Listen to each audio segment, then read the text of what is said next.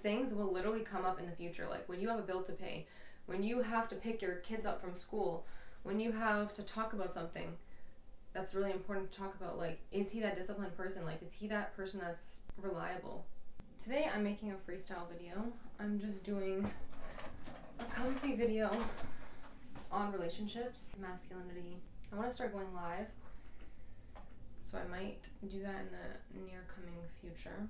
Let's talk about toxic masculinity traits and red flags that you want to run away from.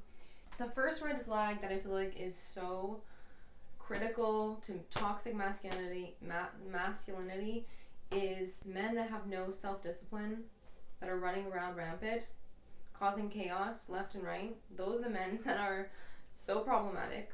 If you don't have self-discipline and control of your emotions, control of your actions, control of your daily life, like, you're gonna be just a menace to society. We all know those men that are super woman hungry, and there's also women that are super man hungry, but we're talking about men today. That's like the first sign that a male is toxic and you need to stay away from him, is that he's super woman hungry. He has eyes for like everyone ever. He's following Instagram models. We already know everyone talks about these so often, but the self-control part, like, can he control himself? I was talking about this with a colleague yesterday, and we were talking about how there's men that are in, I keep floating around. There's men that are in situations where they're just not surrounded by women, like, I guess, tempting women, and they're just not in situations of temptation, versus like there's men that are in situations of temptation but they are still full of self-discipline and control. And I feel like those men are more respectable than the men that are just not in situations of temptation. And this also goes for like fighting. If you don't know how to fight and you haven't beat anyone up, it doesn't mean that you are not violent. It just means that you just don't know how to fight. Versus if you know how to fight and you are like lethal and you're not fighting and you're using your words to calm down situations, you're more respectable than the person that just doesn't know how to fight because they just can't throw a punch to save their life. So going back to men, men that are just in situations where everything is just perfectly aligned for them, like nothing is in temptation, that's not really testing their self-control.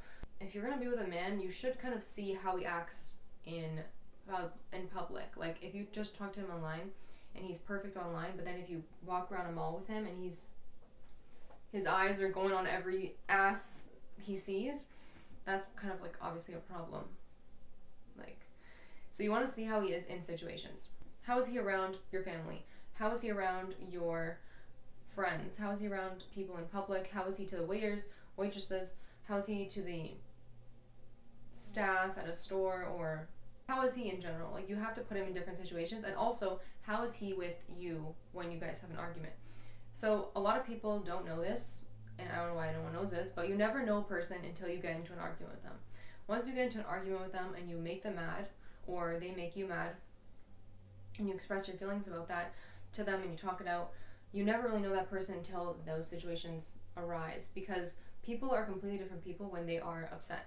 If the person that you're talking to, if the man has composure and self-respect and respect for you when you guys are in an argument, that's a respectable man. A man that can like have self-control over his tongue as well, like if he's not just spewing out cuss words at you, and like obviously that's a whole other issue, like that's a whole other issue within itself. But if he has control over what he's saying and what he's doing, like as soon as you guys get into an argument, he's not just out at the club like finding like 10 different women, versus like men that are so much more respectable. There are actually men out there that are very stoic and not really anything you can say can rattle them, and they are calm. Like when you're in an argument with them, you tell them your feelings, they're gonna listen and they're gonna hear you out and they're gonna apologize, or they're gonna like bridge that miscommunication. Your job is not to solve every problem. Like your man should be trying to solve problems. So it doesn't even go for like just relationships. It goes for like guy friends or any like men in general, like your sister's husband, your cousin's husband, like whatever it is. Like these are signs you just see, like what is a toxic male. Like he shouldn't be disrespecting anyone. It's not just you. Like is he disrespecting your sister when they get into an argument? Also, like, why is he getting into an argument with your sister? Like, I don't know. But if those situations do arise, like, how does he respect people? And you want to see him in different lights. So that's number one, self-control and discipline. Discipline also goes for, like, is he disciplined with his work? Because that carries over to his discipline within, like, his career and his work and, like, his health and his, like, healing his traumas. Whatever he has on his journey, is he disciplined in those things? Like, it's easy to go to the gym if you enjoy going to the gym, but it's not easy to go to the gym if you don't want to go to the gym. Like, that's called discipline. Motivation is just, you just want to go. You just want to go to the gym, you're motivated to go. But self-discipline is when you're not motivated, do you still go to the gym? Like, do you have that discipline within yourself to go to the gym? Is he that disciplined guy?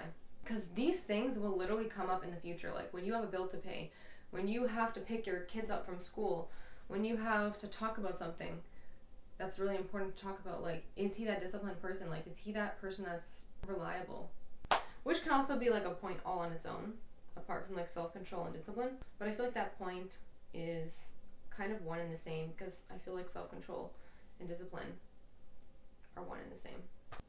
Okay, number 2 is priorities. So this is something that a lot of people have mixed up. So they see as, like, the man should have this woman as his first priority, which is true.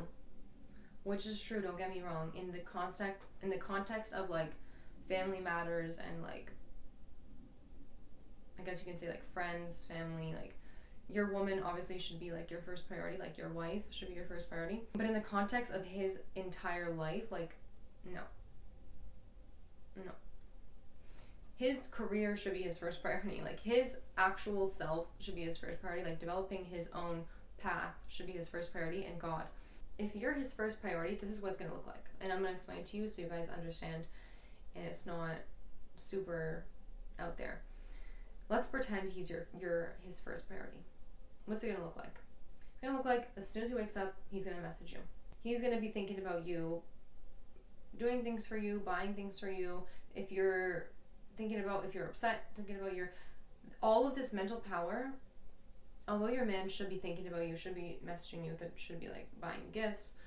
But if it's too excessive and it's his first priority, again, like, you're still a priority, but like I said, you shouldn't be the first. But if it's first and it's before his career, himself, God, then you're becoming, like, a kind of obsession for him, because he's chasing you so much. He's not holding a masculine presence for you. He's holding, like, a feminine presence. Because masculine presence is, like, you're driven, but you're not just, like, driven to just see your girl all the time. Like, you're driven to, like, get this goal together so you can provide for your family. Those are not the men that you want. Those are, like, the men that are, like, following Instagram models and liking it, like, commenting on, like, Instagram models' comments. Like, there's men that are literally in the comments. Like, do you really want a man that's just literally all focused on you? Like, you're gonna feel, like, so bombarded with, like, attention. And it's good to have, like, a man that's obsessed with you, but obsessed with you after God and his career. Like, you cannot be first on this list, or else you're gonna have a very toxic relationship of him just being obsessed to the point where, like, you can't even do anything without him, like, questioning it, or, like, overthinking the things you're doing, overthinking your relationship. Like, it's gonna be too consumed on the relationship aspect. The relationship is just neutral. Like, it should be just naturally happening. Like, it's just happening. Like, it's just, like, a good connection. You guys are both bettering each other, helping each other in different ways, complementing the masculine to the feminine. And it's just, like, a happy, neutral, I guess neutral is not the word, natural. It's just a natural relationship that's just, like, happening naturally. I hope that makes sense, because I know that point is kind of confusing for people, and it's really easy to get mixed up, because people will literally be like, they'll think that that's too much. They'll think, like, oh my gosh, I'm not the first priority, that's crazy. But there's literally people in relationships that they are the, like, last priority. Like, their friends come before them, family comes before them, their video game comes before them, their everything comes before this person. Like, me ranking it this way, like, the woman is pretty high. There's a lot of things in your life. So, if you're at this ranking, that's fine. Okay, so third point ties into a little bit of the second point. I feel like these all kind of overlap each other, because you can't have one without really the other. But third point is the providing and protecting aspect. Like, this is just the masculine energy in a relationship. They are just supposed to be providing and protecting. And this goes beyond just providing like physically, and it goes beyond just protecting physically. Like, is there a danger in the house and he's protecting you from the danger? I hope so.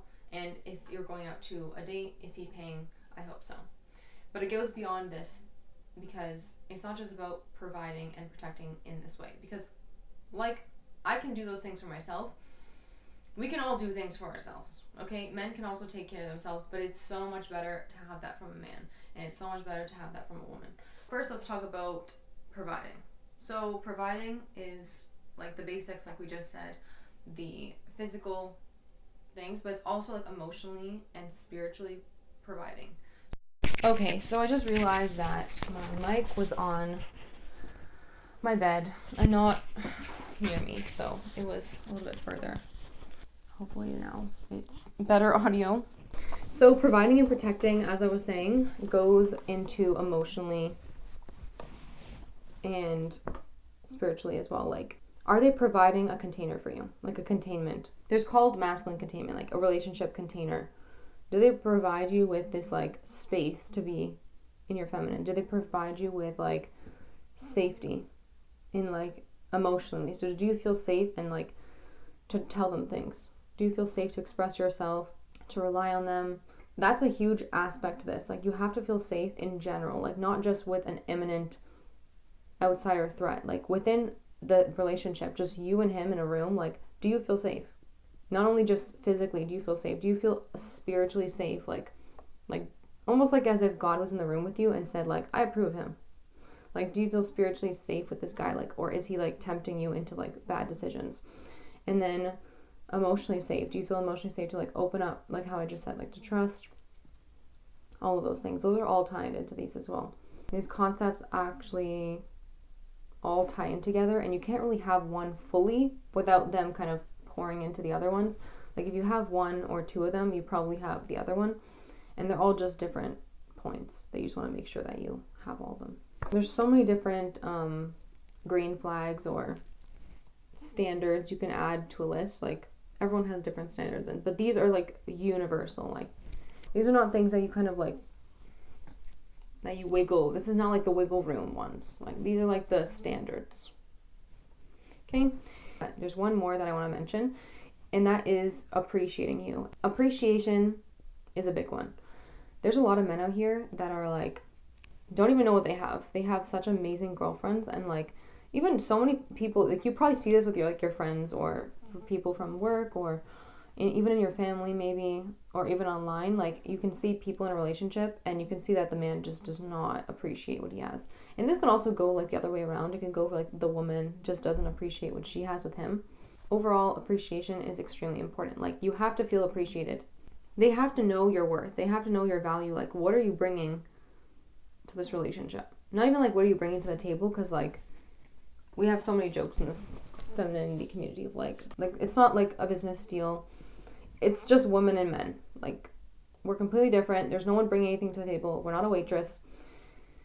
The things we bring to the table is not physical things. Like we're not bringing to the table like a home. Like you're bringing that to the table. I want to dive deeper into that as well. It's the spiritual presence that we bring that helps men succeed. It's the female essence, the feminine essence that help you succeed in your career, that help you feel happy and whole and peaceful at home. This is why you need to be appreciated on such a deep level, and you need to feel that regularly. It has to be consistent. Like you cannot be appreciated on this one day, maybe like on your birthday or Christmas or whatever holiday, even once a week, but then on the other days you're just neglected and you're just kind of like passive. Like it's kind of like passive appreciation. It has to be consistent appreciation so that you feel not only like needed, but you feel like this person is benefiting. Like you just feel that connection. You feel that appreciation from that person, the gratitude. You feel like your presence is being like rewarded by the appreciation, which also gives you more incentive to keep on being that good, peaceful presence for them. And the way a man can show his appreciation is like various different ways. It could just be like eye contact. It could just be like when you're speaking and when you're there with him, he's appreciating it. He's not just on his phone. He's not distracted. Like, it's not like you have to like physically stop him to listen. Like, he appreciates what the words that you have that are coming out of your mouth. Like, he stops what he's doing and he's listening to like what you're saying. Or when you say a piece of advice, or you have some comments to share, insights to share, like, he's listening. Like, he's showing you in like body language, his words, actions, whatever. Don't settle for a man that's not going to appreciate you. There are men out there that are going to appreciate every single thing you do, and they're going to be like astounded by everything you're doing. Like, this is just like the minimum, like the bare minimum standards is these lists that I've just created. Like, you guys build off on top of this. These are just like my opinion and based on like everything I've seen, all of my experience. Like, these are the things I believe are the most important and the most valuable to having a healthy relationship that is long lasting. This is also something that is really good to talk about with others as well. So if you guys have comments or additional things you want to add to this, put them in the comments, and I want to read what you guys have to say as well. There's so many points to put on a criteria for like a good masculine man, but this video can just go on like forever. But yeah, let me know what you guys think, and we can talk about those as well. Like, we can even make a part 2 to this video with your guys' suggestions as well, and we can even do like a live and we can like talk about that stuff as well. Also, I want to mention that I am a health coach, and if you guys want any coaching, you can just reach out and message me on my social media platforms. I'm going to put them in the description.